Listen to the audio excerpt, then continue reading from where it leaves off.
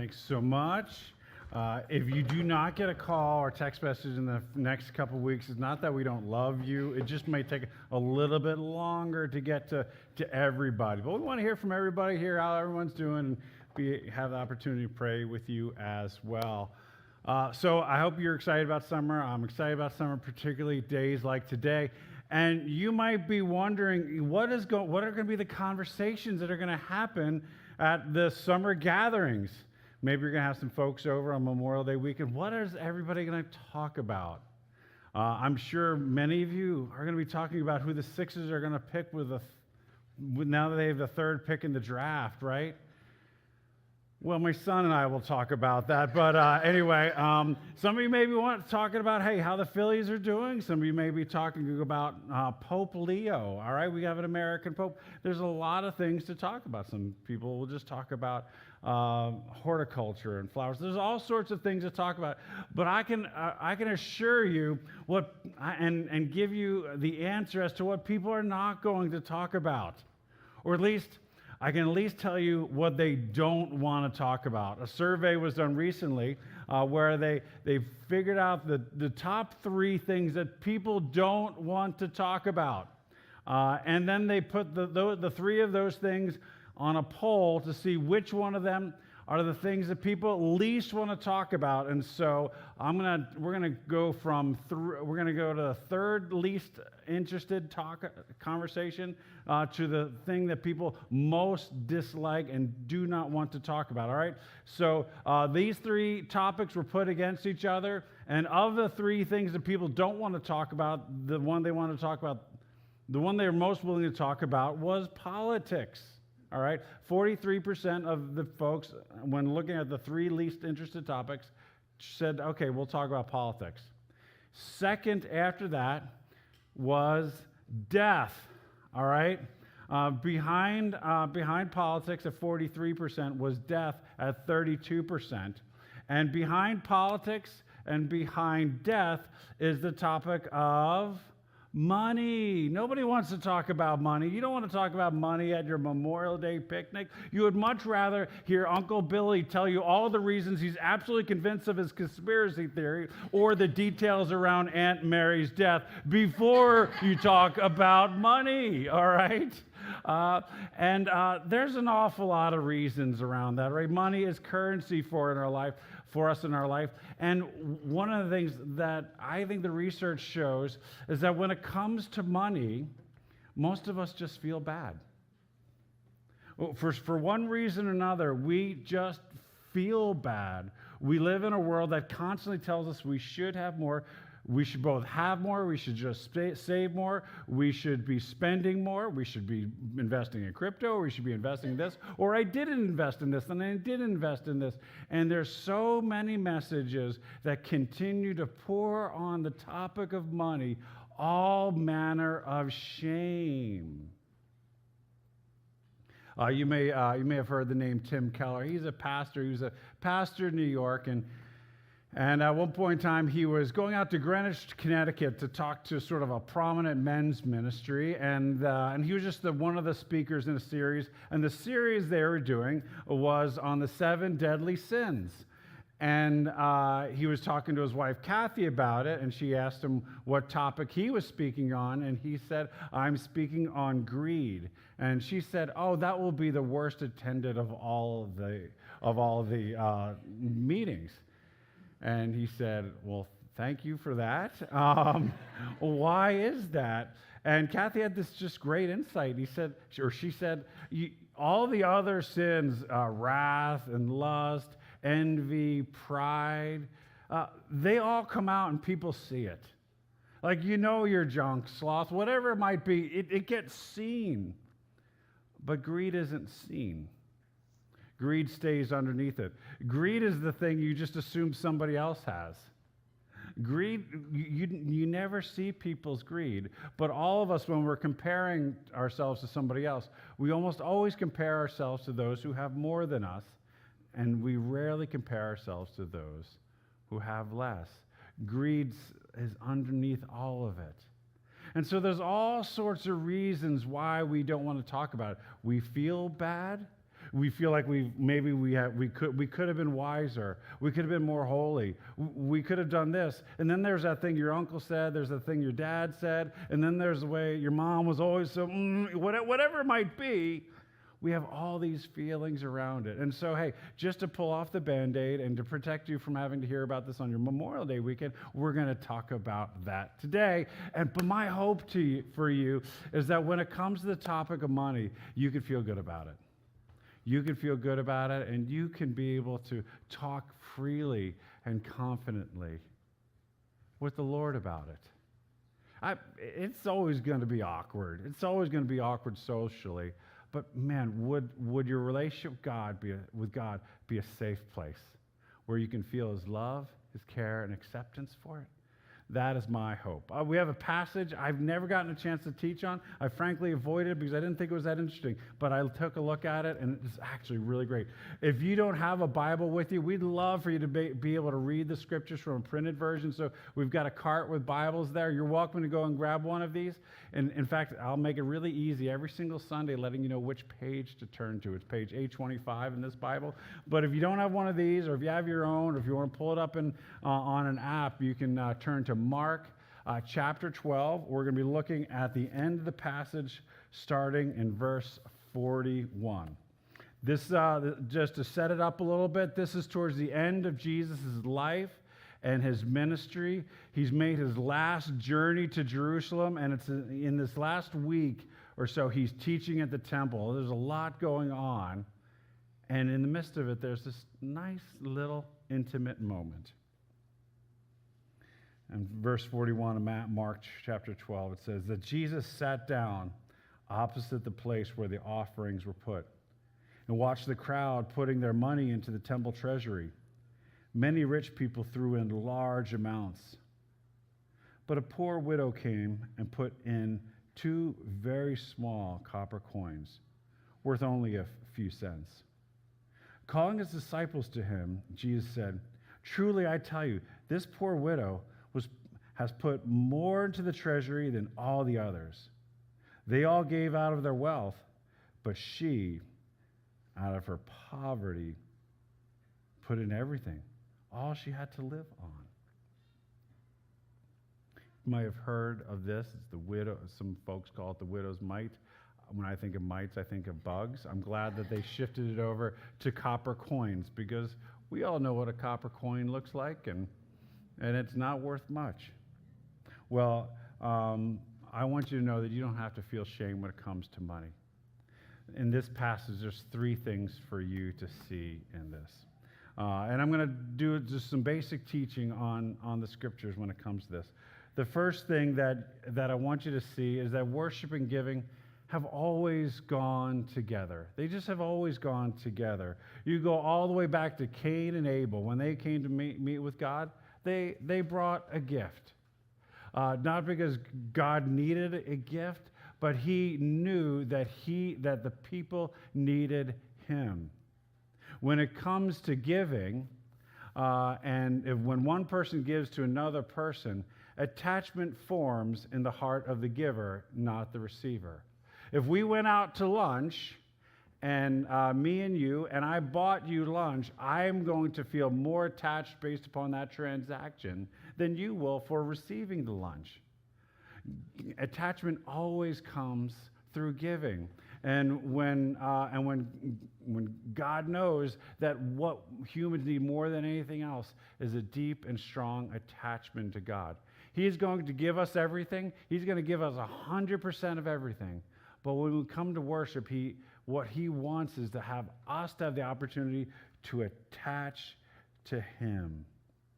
You start with Cain and Abel, but all the way through the Old Testament, there's always an expectation that the people would bring the first fruit of whatever crops they had, just as an offer, as a way of saying thanks. God would continue to give them 100%, but along the way, the expectation, the basic sense is that people would bring their first 10% to give to God.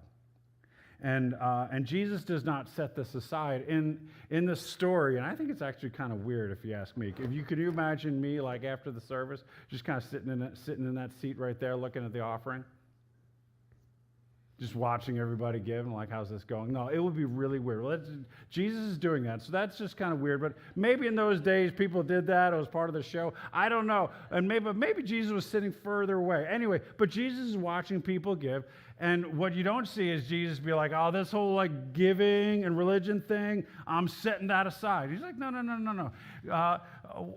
Worship and proportional giving has always been the normal thing. Those who are wealthy are going to give more. Those who are poor are going to give less. But just so everybody knows and it's kind of clear, we're going to go with 10%.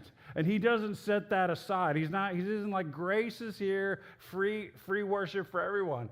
He said, no. Everybody needs a sense of attachment to God, so everybody gets the opportunity to give. So 10% has been the starting point. Jesus approves of that. Now, you might be like, well, wait a second. Didn't Jesus come and like use a whip and drive out all the money changers? Like, wasn't he upset with the abuse of it? He is clearly upset with the abuse of it. And in America, we have seen tremendous abuses, right? There's still television preachers who continue to manipulate people and squeeze money out of them. And that's wrong. Jesus is entirely against that. In the ancient world, though, he wasn't denouncing the giving when it comes to church.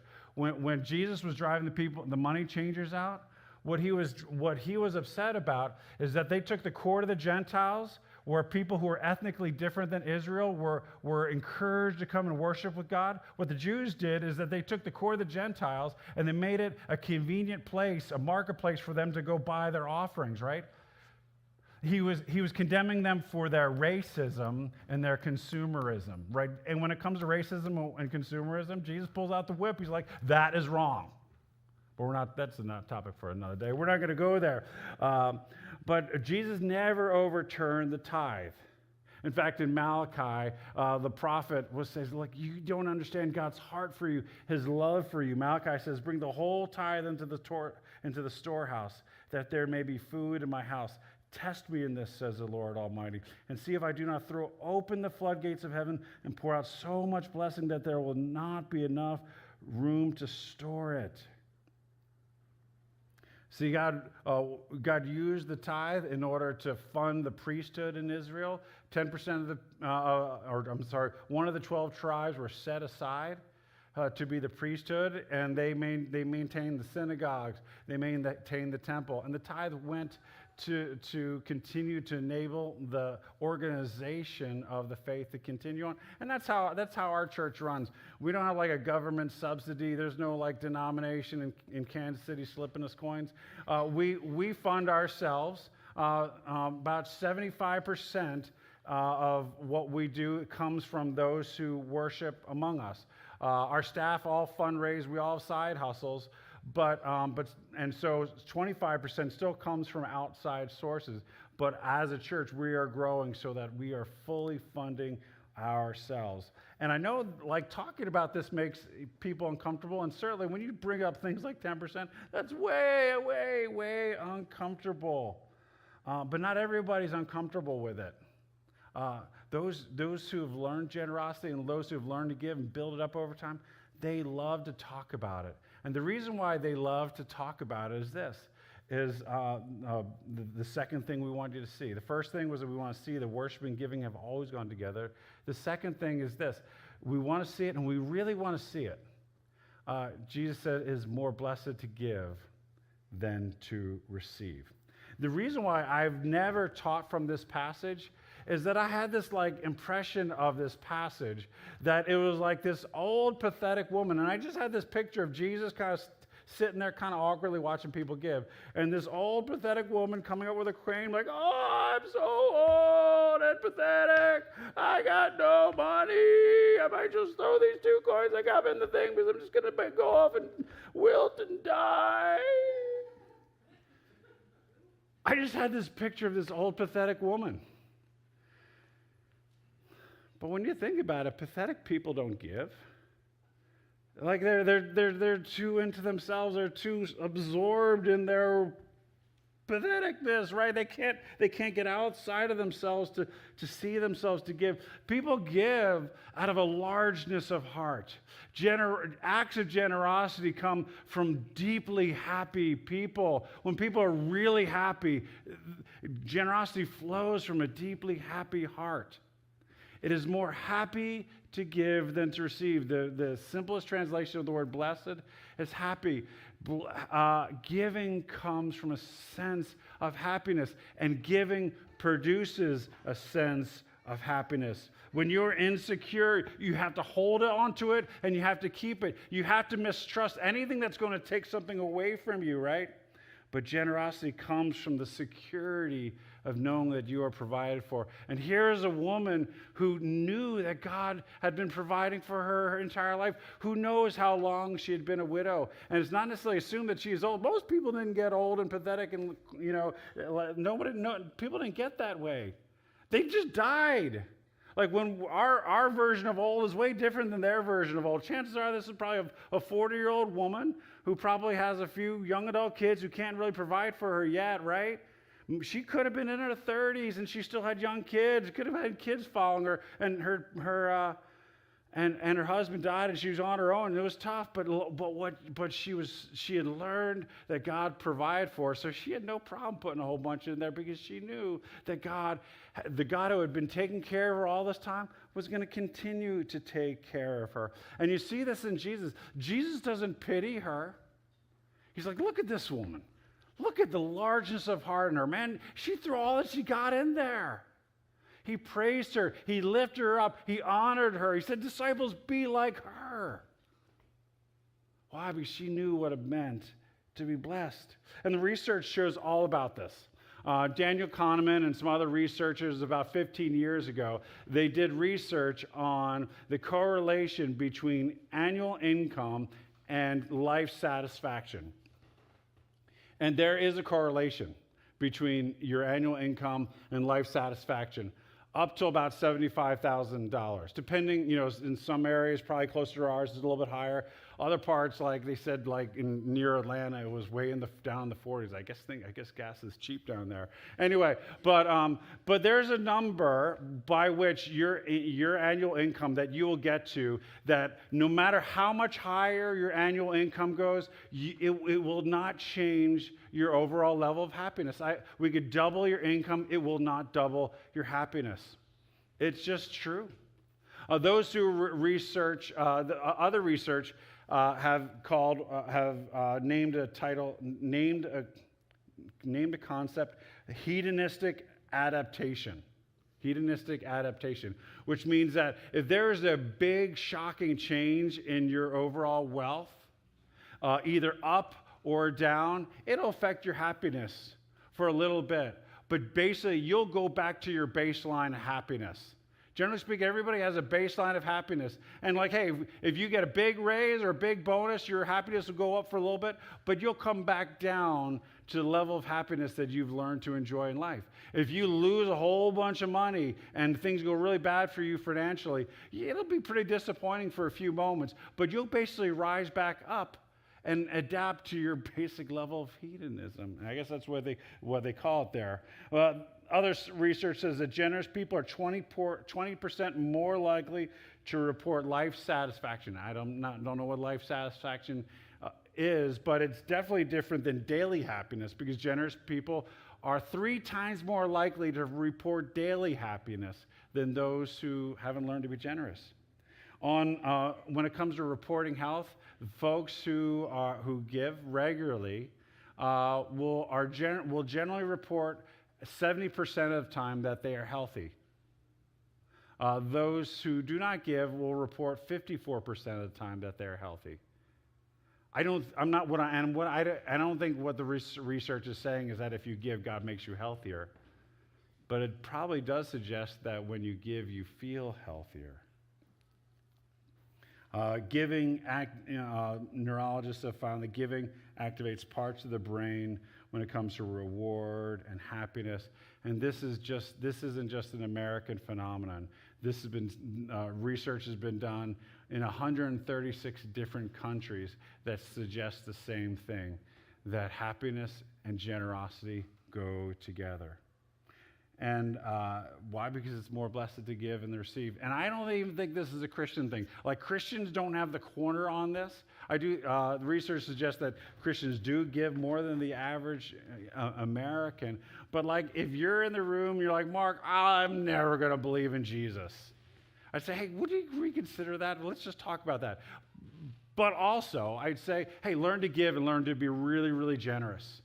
Your life and this world will be better. I would tell every human to give and to be generous. Why? Because if humans are made in the image of God and Jesus came to give and to serve, we are at our best when we give and serve. And we will experience life for what is intended when we learn to be like God. Even if you do not believe in God, but you learn to give, you will experience that it is more blessed to give than receive. Now, I've been doing this pastor thing for a couple decades now, and I've observed a common pathway that people end up going down when it comes to giving.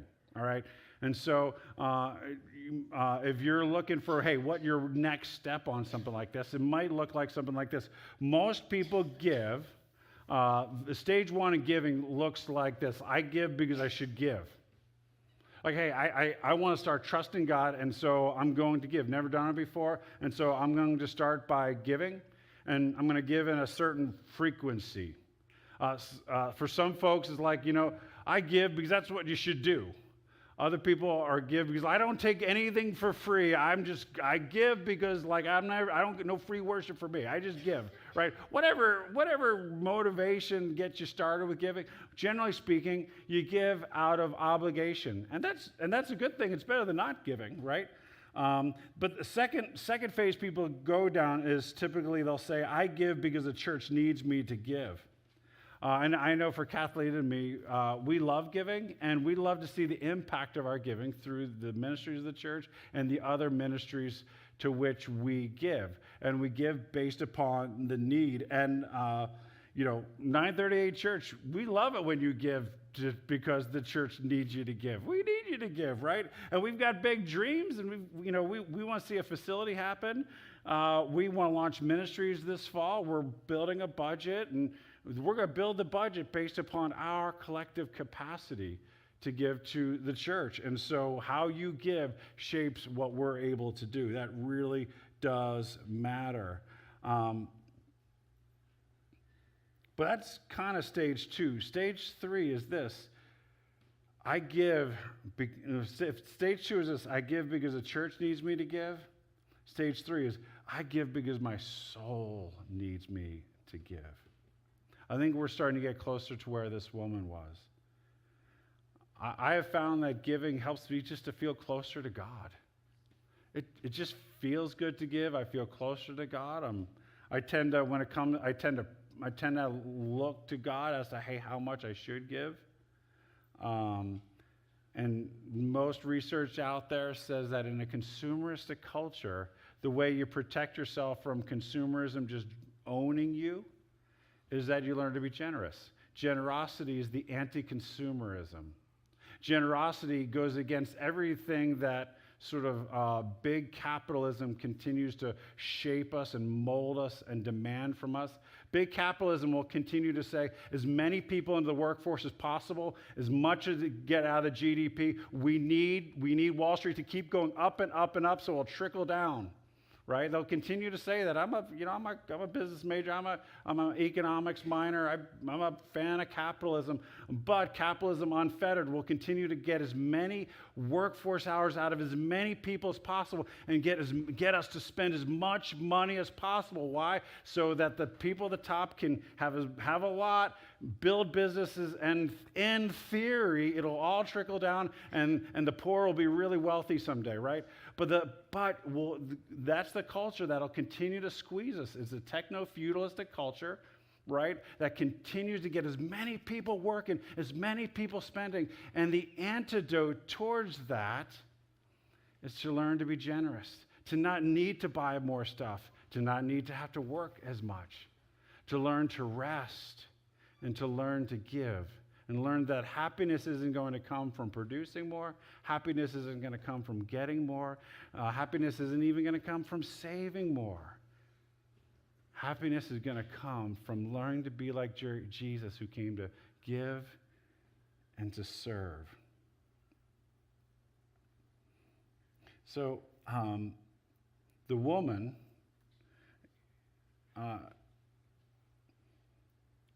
what's important to know in this, Principle 2 says, we give because the church needs us to give. And make no mistake, 938 Church needs you to give. That makes a real big difference. But note the woman, like she threw a couple copper coins into the offering. It didn't move the needle for the temple one bit. Like it didn't, like it's not like they're like, there's this pillar that's been rotting out. Let's see if the poor woman can come back, and then maybe we can take her 2 copper coins, replace the pillar. It didn't move the needle. It didn't do anything.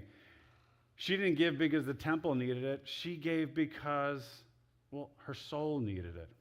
And make no mistake, 938 Church might need your giving, but God doesn't need your giving. God doesn't need you to give to provide for 938 Church. You guys could walk out of here and say, that was like the worst sermon ever, and I just hated everything. I'm never going to give again. And God can bring one person in here who could fund our entire annual budget with one simple check. God doesn't need any of our giving. He doesn't need my giving. He doesn't need your giving. He doesn't need any of what we do in order to produce the results he wants. He owns the cattle on 1,000 hill. He could sell a couple to provide for us.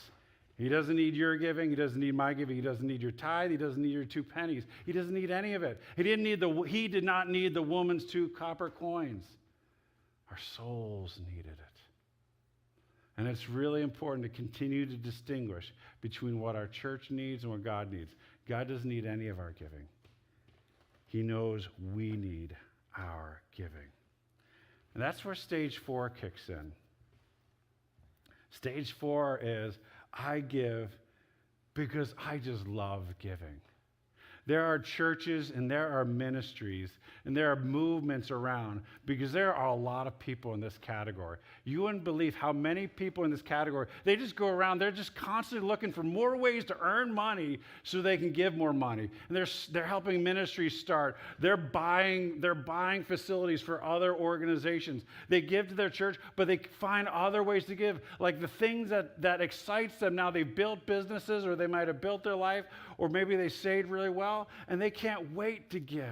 I had a good friend who was in ministry. He was making, far less than anybody knew, but 1% every single month they just set aside just to find ways to give and surprise people with their giving. And their 1% wasn't much, but it paid people's electric bill on occasion. It paid for people's cell phone on occasion. Sometimes it was just a gift to another couple so that couple could go to dinner. They're just looking for ways to bless people because they knew it was just going to make them happy. I'm not always this way, but I do constantly kind of look for more ways to get money to give it away. We need a senior leadership team so Mark doesn't give the money away, all right? For me, it's almost kind of like eating. There's few things I love more in life than eating. If I could just have a second stomach and a fourth meal each day, that would make me so happy. I'm one of the most disappointing things that happen at the end of the day is I get full. I'm so frustrated about the fact that I get full. There's usually good food, or I usually just keep going anyway. But there's actually, you need to know that there is this specific place. I know exactly where it is. If I go to Dairy Queen and I get a medium-sized ice cream cone with chocolate jimmies, and I start eating that, and I walk right to my car, and I get in my car, I can tell you exactly where I'm going to finish that ice cream cone. Why? Because it's happened, I've done this more times than I would like to admit, right? And I know that place, I know exactly where that place is, because when that ice cream cone is over, it's an emotional moment for me. I'm so disappointed that the ice cream cone is over. If I could just have another stomach and another ice cream cone, I would take it. Why? Because I love eating, and that's how giving can be like for us. We can love giving. We can love finding more and creative ways to give. Not financially, but sometimes it's financially, sometimes we don't have it financially. But like the Christian learns to love to give in all sorts of ways. You can give creative praise to somebody. You can give tangible goods to people. You can give by serving them. You can give them by sending them notes. There's all sorts of ways that we can be giving people. And when we catch that, we learn the secret of happiness. It is more blessed to give than receive. But before I send you out there to run off on a happiness crusade, throwing money this way and that, let me give you one last thing to see so that we can endure in this. What I'd like all of us to see before we leave, I would like you to see Jesus seeing you. I want you to see Jesus seeing you. Now, I don't know how well this woman was dressed. I don't know how Jesus knew this woman was a widow, but he saw her. He saw her for who she is. He saw her poverty. He knew what she had, and he knew what she didn't have. He saw her largeness of heart, and he sees you as well. He sees your wealth. He sees your poverty. He sees how hard conversations are about money with your spouse. He sees your situation, and he loves seeing you. And he's not upset. Does he want to inspire you and challenge you, invite you into more happiness? Absolutely. But he sees your material blessing. He sees your material wealth. He sees your spiritual health. He sees your spiritual poverty. And not only does he say it's more happy to give than receive, he also says, blessed are the poor. He sees you in your poverty, and he sees there's happiness there for you. He also says, blessed are the poor in spirit. He knows the complicated stuff that maybe we don't all see that keeps us from being able to give. He sees it. He's not upset by it. Can you see Jesus seeing you? There was a woman, Hagar, who was a servant to Sarah, the wife of Abraham. Abraham and Sarah waiting for the child to come, the child of promise. And it had been too many years, and Sarah's like, well, maybe it's me. Why don't you sleep with Hagar? That was not a good idea. It didn't make Hagar's life any better. Sure enough, Hagar had a child. And then Hagar, well, she got a little bit sassy about it, and Sarah got abusive about it, and Abraham got additionally abusive about it, and she was literally sent away with her child into the wilderness. This Egyptian, and she was sent off, and she was absolutely broken in tears, and God came to her. God sent an angel. And Hagar, the non-Jew woman, abused, guilty in the whole thing herself, mistress, becomes the first woman who ever gives a name to God in all of history. Alone in that wilderness, desperate, she named God El Roi, the God who sees me. Jesus sees you. He knows your finances. He knows how much is in the bank. He knows the big expense that's coming. Maybe the bonus that's coming. He knows it all. He sees your hurt. He sees your pain. Hagar was abused. She was manipulated. She was desperate. Everything about her life was wrong. And you know what she got? She got a blessing. A blessing that would extend through her line to every single generation behind her. The Arab world roots their lineage back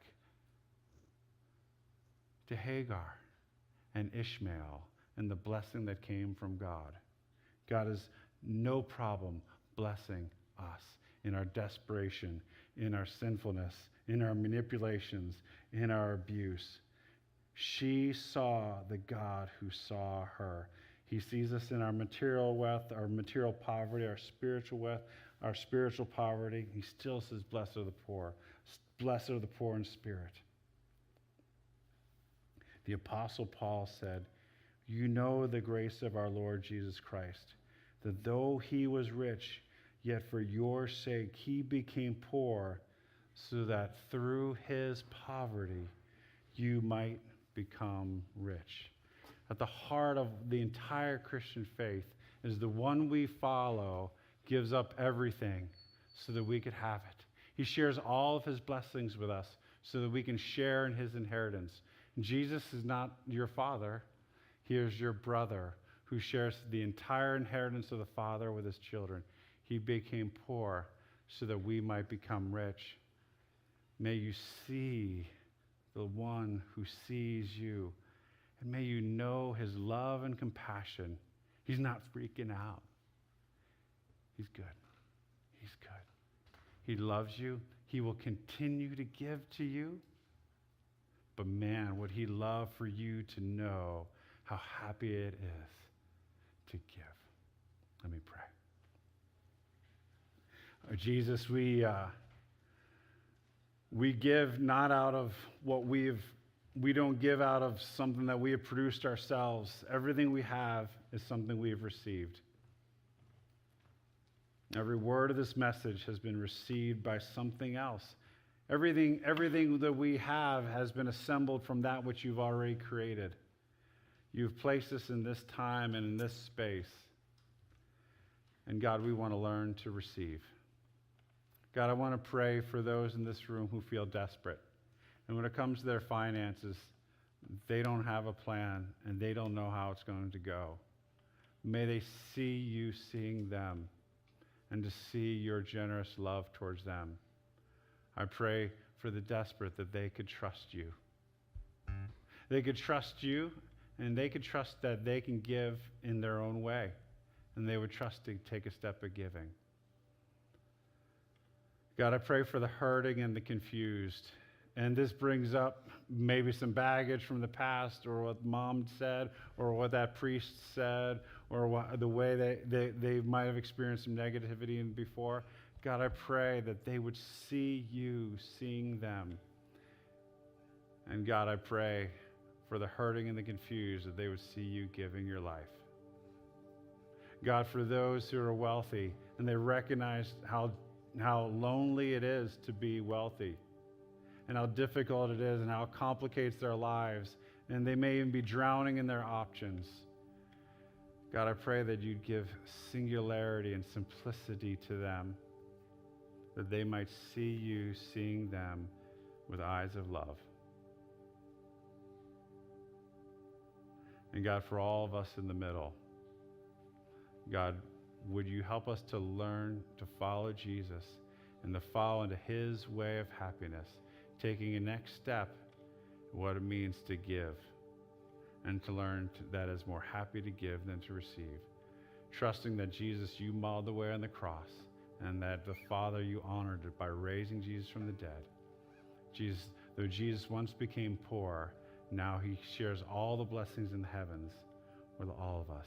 May we share those, Lord, and see you seeing us the entire way.